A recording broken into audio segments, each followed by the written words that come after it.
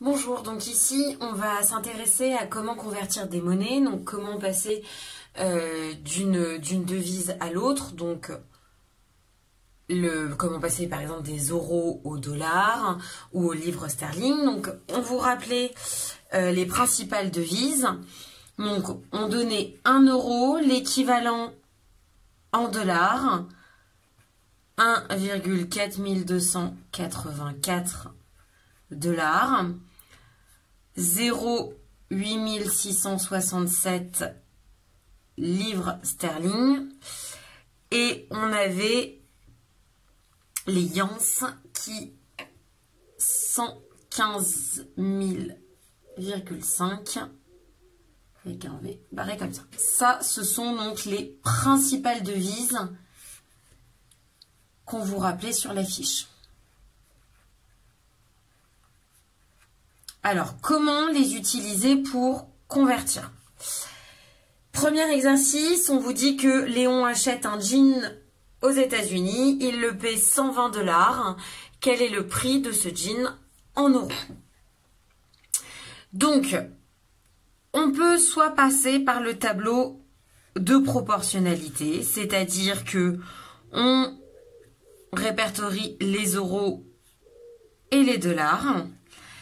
Et donc, grâce à ce tableau, on sait que 1 euro, c'est l'équivalent de 1,4284 dollars.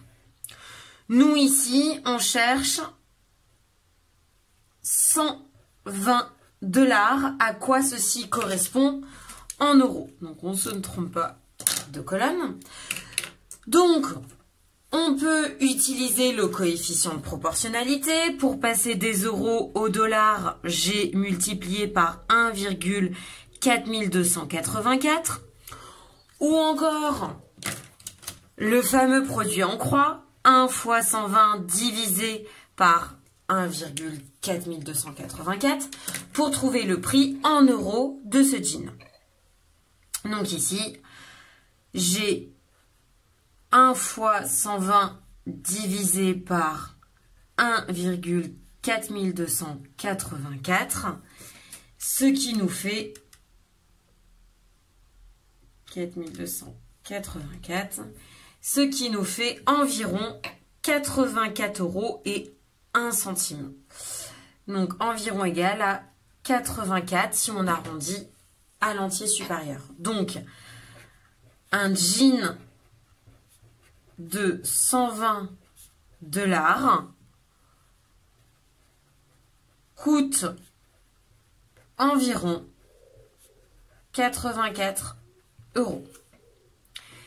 Deuxième exercice. On vous dit que Mike et sa sœur Johanna sont en Angleterre et souhaitent visiter la Tour de Londres. Il ne leur reste plus assez de livres sterling, mais on accepte les euros. Pour ceci, faut-il encore avoir assez d'euros pour un équivalent de livres? Donc, on nous dit que Mike a 20 ans. Donc, Mike, s'il a 20 ans, il va payer 16,50 livres.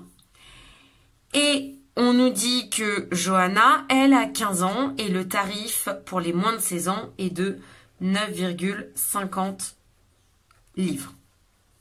Donc, à eux deux, ils vont payer 26 livres sterling. En utilisant toujours notre tableau des unités, je peux repasser par mon tableau en me disant que 1 euro correspond à 0,8667 livres. Moi, je voudrais savoir combien il me faut d'euros pour un équivalent de 66 livres. Donc, toujours de la même façon, soit je me dis que mon coefficient de proportionnalité, c'est 0,8667, ou encore j'utilise mon produit en croix. J'ai donc 1 fois 26 divisé par 0,8667. Ça nous fait donc environ 30 € puisque ça nous fait environ 30 € puisque c'est 29,998. Donc j'arrondis à l'unité supérieure. Donc ici, il leur faut à peu près 30 € et c'est ce qu'ils ont puisqu'ils ont un billet de 20 € et un billet de 10 €. Avec 30 €, ils pourront payer l'équivalent de 26 livres sterling. Ok? Donc ceci, c'était l'exercice 2 de votre feuille et l'exercice 1 de votre feuille. Donc, convertir des monnaies, ce n'est rien de plus que effectuer de la proportionnalité.